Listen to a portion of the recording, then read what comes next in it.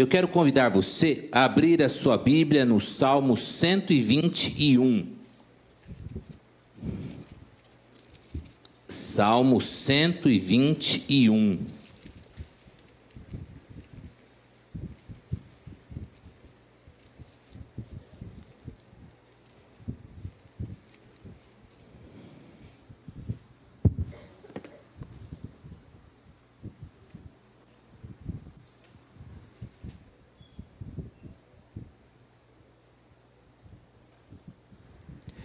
Esse texto nos convida a olhar para o alto.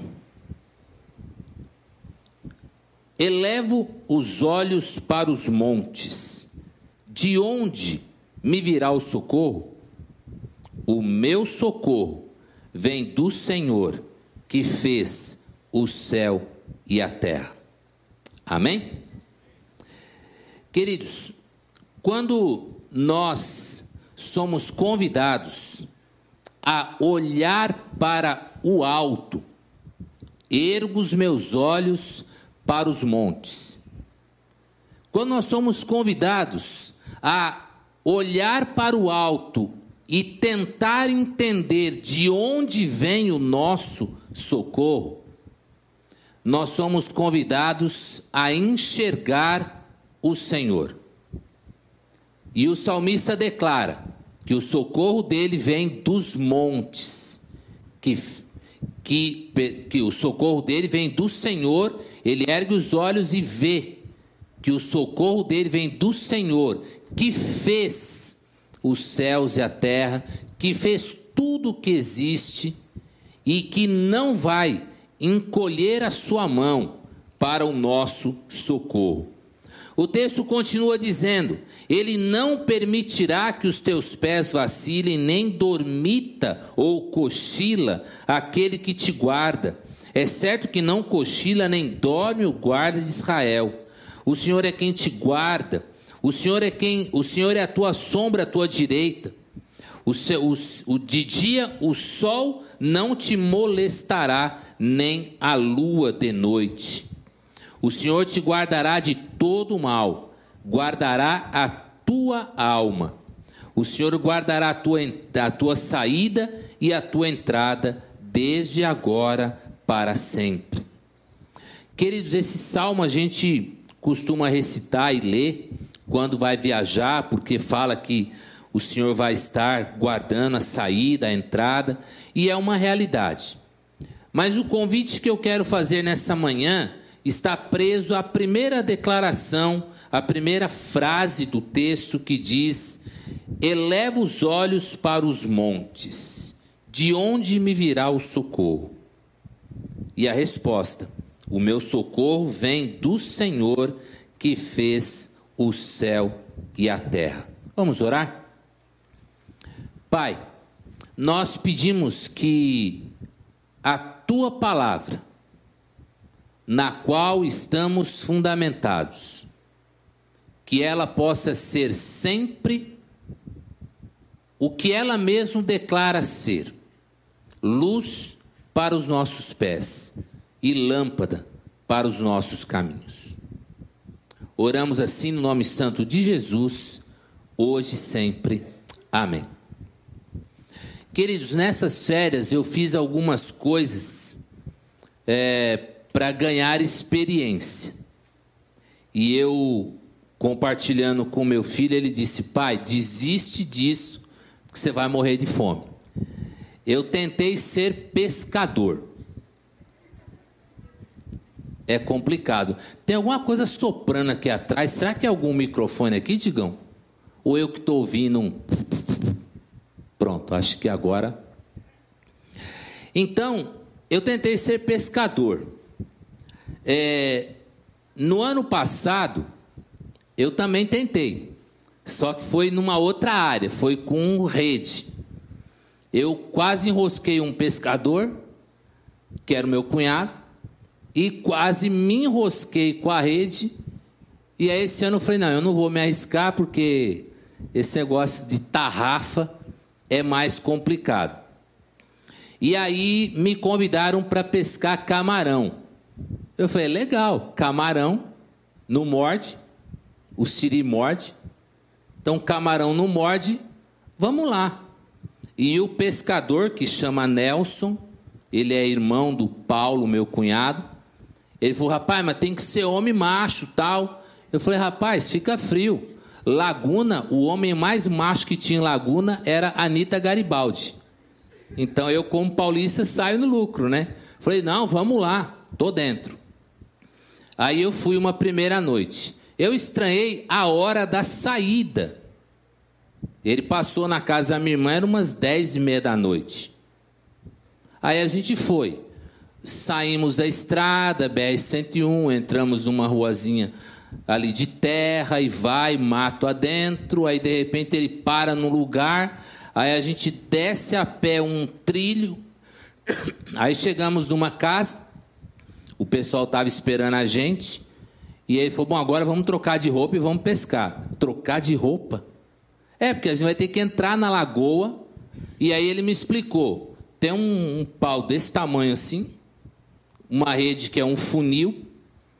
E ela é bem larga, talvez a metade dessa dimensão do templo. E cada um vai segurando numa ponta desse pau e vai andando de ré, arrastando aquela rede, até sabe Deus aonde, porque é escuro, a gente não vê nada. Eu sei que eu quase morri nesse negócio aí. Lodo até a canela, o Vinícius pegou lodo até a cintura. E vamos que vamos. E na hora que sai o camarão, é um punhadinho assim. Um punhadinho assim, que eu postei, vocês viram a primeira vez. Deu um prato. Beleza. Né? Eu já percebi que eu não posso viver da pesca. Primeiro porque pode ter 500 pessoas dentro da água. O siri morde o pé de um. O meu. Então, eu desisti. Mas, na segunda vez que eu tentei, foi pior ainda. Porque aí eu fui com o Vinícius. Então, como éramos dois, então primeiro fui eu. Aí depois, quando eu quase morri, cansei, aí foi ele. E aí eu fiquei 1h30, mais ou menos, esperando eles irem e voltarem, em pé, num bico de mato, sem poder sentar, que tinha um monte de siri por ali. Uma chuva que, olha, molhou até a minha alma. E nesse momento que eu estava lá, eu dizia, Senhor, não é à toa que o Senhor me trouxe aqui. Alguma coisa o Senhor quer me mostrar com isso. Eu já entendi que eu nunca vou viver de pesca, principalmente de camarão. Mas aí o Senhor me inspirou e eu queria compartilhar algumas coisas com os irmãos a respeito desse olhar para Deus. E o que tem isso a ver com pesca de camarão? Que uma das coisas que facilita a pesca do camarão é enquanto essas duas pessoas vão puxando essa rede, uma outra vai com uma lanterna na lagoinha lá, que é bem grande. O Vinícius andou quase 1 quilômetro dentro daquela lagoa. E chegou momentos que ele tinha lodo na cintura. Eu não cheguei até lá porque eu desisti antes, né? Mas, e aí vai uma pessoa com uma lanterna, porque o camarão, ele segue a luz. Inclusive, uma das formas artesanais que se tem lá de pesca, eles chamam de aviãozinho. É um pedaço de pau que é fincado no meio da lagoa. E aí eles colocam uma lamparina, né, ali acesa, e algumas redinhas em forma de funil. E aí quando começa a escurecer, o camarão vê a luz, aí ele sobe na direção da luz e ali fica enroscado na rede e ali ele vai para a panela. Não foi para a minha, mas vai para a panela de muita gente. Os camarões, eles olham para a luz e eles ficam contagiados por ela. E assim eles são fisgados nas redes, em outros mecanismos de pesca. Os seus olhos fixam o brilho da luz e eles nem percebem os perigos que os cercam. A luz ofusca os seus sentidos e assim eles são facilmente capturados. E é um negócio que é engraçado. Tem um outro jeito de pescar. Eles usam um equipamento, eu acho que chama coquinha. Tem um aro no fundo, também um funilzinho, e a pessoa põe uma lanterninha na testa, e aí ela fica olhando assim para baixo, aí iluminando a água. Aí o camarão, quando ele vem para cima, aí a pessoa pega, como se fosse um funil. E aí ela pega ali o camarão e vai embora. Mas essa questão de olhar para a luz e ser ofuscado por ela e seguir sem perceber os riscos e perigos que cercam, me fizeram pensar na seguinte situação: nós temos que tomar cuidado com o foco que nós estabelecemos na nossa vida. Por que estabelecer foco? Porque foco é uma coisa que você escolhe. Quando você está fotografando, algumas máquinas têm um foco automático. Mas às vezes a gente consegue direcionar, dependendo do ajuste da máquina, a gente focaliza um determinado ponto e deixa o resto um pouco desfocado. A gente vê muito isso em fotos artísticas. Então o foco é algo que você escolhe. E nessa manhã eu quero chamar a sua atenção para que você tome cuidado para onde você direciona o seu olhar. O camarão, ele é contagiado por aquela luz e ele vai, aí uma coisa irônica, né? Mas ele vai cegamente na direção daquela luz, porque ele só vê aquela luz. E ele não percebe que ele pode ser capturado, ele não percebe que pode ser uma presa. Me veio ao coração a ideia de Lúcifer no Jardim do Éden. Porque há alguns comentaristas que propõem que a palavra serpente ou cobra, que é usada no momento que se fala da tentação, ela também poderia ser traduzida como algo muito brilhante. E aí tem lógica, porque Lúcifer era um anjo de luz, e ao ser expulso do paraíso, ele se torna o inimigo de Deus, mas não perde a sua beleza, não perde o seu brilho, não perde os seus atributos angelicais. Quem pintou o diabo feio foi Dante, porque na verdade a palavra diz que era um anjo muito lindo, que era o anjo que brilhava, por isso Lúcifer. Então tem lógica essa colocação, e a gente percebe que Eva, ela foi seduzida por essa luz que brilhava, e aí ela se aproxima do diabo, e ali o diabo, com o seu brilho, ele vai ofuscando o olhar de Eva, e ele acaba seduzindo Eva, mostrando que aquilo que Deus havia dito para não fazer era bom aos olhos, era agradável e traria benefícios a ela e ao seu amado esposo. Eva, como era imatura, porque ela não conhecia profundamente o Deus que a criou, ela se deixou envolver com essa fala e ela se deixou seduzir por essas palavras doces, mas ardilosas, que o diabo ataca o povo de Deus. E quando a gente observa que o foco de Eva ela não estava olhando as coisas com maldade, muito pelo contrário, ela estava olhando as coisas com um olhar puro. E nesse olhar com pureza, ela não se dá conta dos riscos que a cercavam no momento em que a palavra de Deus é confrontada. Esse é o momento mais tenso no processo da tentação.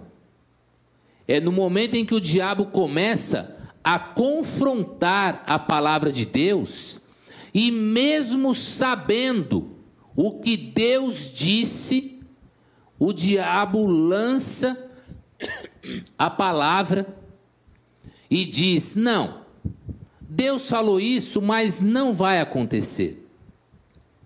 Ou seja, o diabo tira a autoridade da palavra de Deus e dá pinta um outro quadro. Olha, se você comer, você vai ser igual a Deus. E aí Eva entendeu que era bom ser igual a Deus, porque a sedução, ela acontece no sentido de enganar o sentimento do homem. Não é assim que os males acometem a gente? Não há corrupção sem dois fatores: o corruptor e o corruptível. Não há, como que chama quando a pessoa engana a outra e... Não há estelionato sem que haja um agente e um passivo. E normalmente, quando há questões de engano, o enganador ofereceu algo a mais para o enganado, que o levou a encarar aquela situação. O processo de sedução, ele é sempre gostoso e é sempre agradável aos olhos, ao coração, porque esse é o processo que o diabo usa. Mas aí, se a gente desliga o parâmetro da palavra de Deus na nossa vida, aí o diabo entra e faz a lambança. Mas quando nós deixamos que a palavra de Deus... E o que Lúcifer disse? Foi assim que Deus disse, confrontando, questionando. Qual seria a atitude correta de Eva? Sim, foi assim que Deus disse, que não era para comer. De logo, dona cobra, fui. Partiu o paraíso. Mas não foi isso não foi a escolha que Eva fez. Eva entendeu que aquilo era gostoso, porque pecar faz bem à carne, e é por isso que é tão difícil lutar. E aí Eva se deixa levar por aquela nova visão que ela teve, daquele fruto proibido, mas que uma outra voz, que não era a palavra de Deus, disse que era bom. Queridos, entre Deus dizer, não faça, e outras vozes dizer, faça, na boa, escolha Deus. Mantenha o seu foco na luz de Deus, não na luz do diabo. Porque se a gente se deixar levar pela luz do diabo, nós seremos arrebatados e seremos presa nesse processo. Então essa foi uma primeira percepção que eu achei interessante na minha meditação à beira da lagoa. Deus colocou essa palavra no meu coração. Mas por outro lado, ainda falando em foco, eu também vi algumas outras coisas. Por exemplo, eu estava numa barreira de pedras, junto com um pescador, e ele ficava olhando fixamente para o nada. É engraçado isso, né? Olhar fixamente para o nada. Aí, de repente, ele fala, olha, ali tem peixe, você viu ali? Aí eu olhar, o que você viu exatamente? Ô pastor, ali na crista da onda, lá um cardume enorme ali. Aí eu ficava olhando, na crista da onda, até que eu vi um golfinho, um boto, na verdade, pegando onda. Aquele eu vi. Ele falou, não, aquele é o boto, você tem que ver o peixe. E eu ficava olhando. Aí dali a pouco um surfista, lá, olha o cardume. Eu olhava, o pescador, nossa, que cardume grande, você viu? Não vi. Rapaz, mas olha, fica olhando ali. Aí a hora que a onda fez, os peixes pularam, tipo assim, aqui, ô idiota, olha eu aqui, ó. Agora eu vi. Ele falou, também se não visse, né? Pega uma bengala, porque você é cego, né? O olhar do pescador, ele é treinado para perceber mudanças até na espuma da água, porque ele sabe que aquela espuma não se forma sozinha e que tem alguma coisa chacoalhando a água embaixo e fez aquela espuma. E aí o camarada lança a rede do jeito certo, puxa 150 peixes de 1,1 kg, 1 quilo mais ou menos. E aí o cara sobrevive disso. Eu ficaria com a rede o tempo todo na mão, olhando e não conseguiria. Por quê? O meu olhar não é treinado para ver aquilo. Nós cantamos, queremos um coração igual ao teu. Quando nós pedimos um coração igual ao de Jesus, nós vamos nos lembrar daquela passagem que Jesus, vendo a multidão, tem compaixão da multidão e vai até a multidão para atender às suas necessidades. E ali Jesus cura, ali Jesus alimenta, ali Jesus aconselha, ali Jesus cuida do aspecto físico, mas também do aspecto espiritual. O olhar de Jesus na multidão é um olhar voltado para perceber as necessidades que existem, para que ele pudesse resolver e enviar os seus discípulos a resolver aquelas necessidades.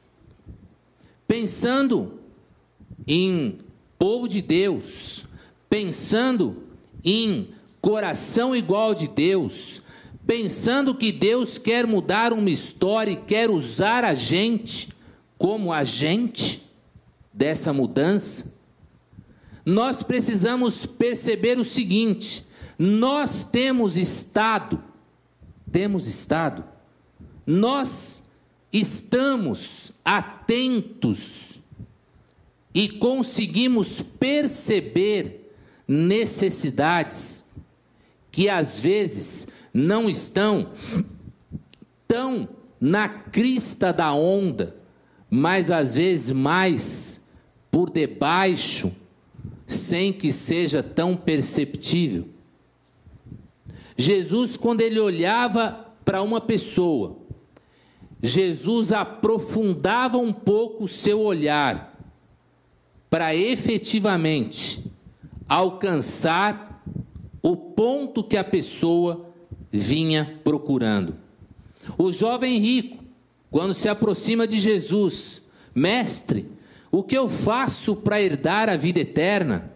Legal, o camarada está afim do evangelho, o camarada está afim de mudar de vida, o camarada quer efetivamente entregar a vida dele e ganhar a vida eterna. No momento em que Jesus comenta, não, para aí, essa parte eu já sei tudo, Bíblia eu já sei tudo, os ensinamentos eu já sei tudo. Ele era um jovem.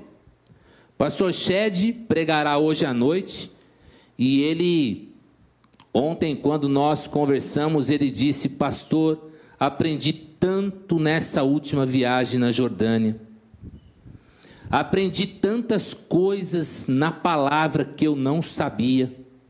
Aí vem aquele jovem e diz: isso eu sei tudo, desde pequeno eu conheço tudo.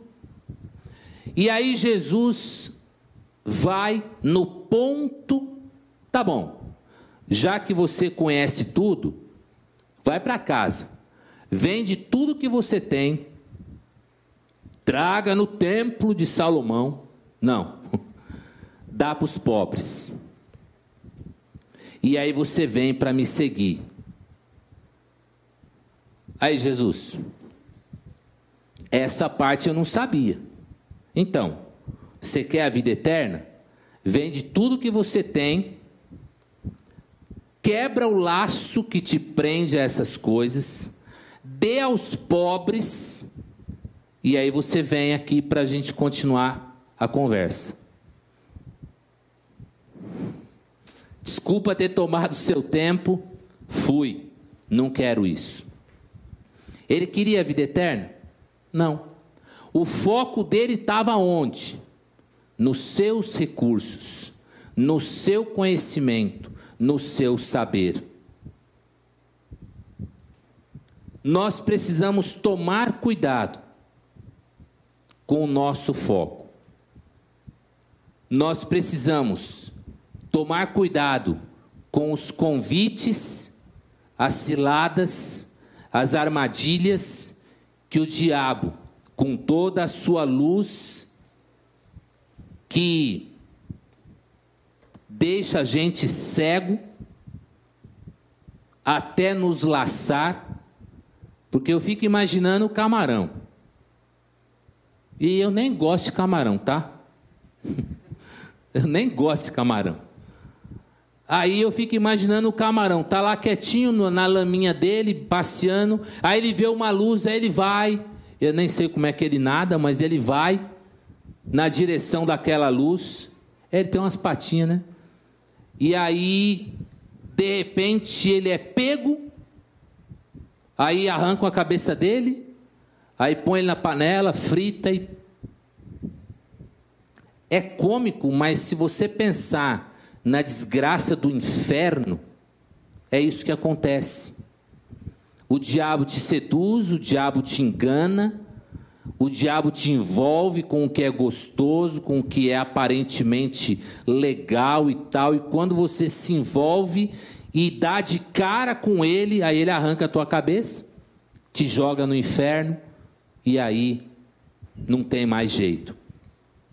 Então vamos tomar cuidado com a luz para onde nós temos direcionado o nosso olhar. Nunca é tarde para voltar o olhar. O camarão não tem escapatória, porque no momento em que ele se engancha na rede, ele não sai mais. Mas para a gente tem. Enquanto houver fôlego no nosso ser, nós temos chance de gritar por Jesus, a luz de Deus, e aí seremos tirados das garras do inimigo, para poder viver ao lado do Senhor.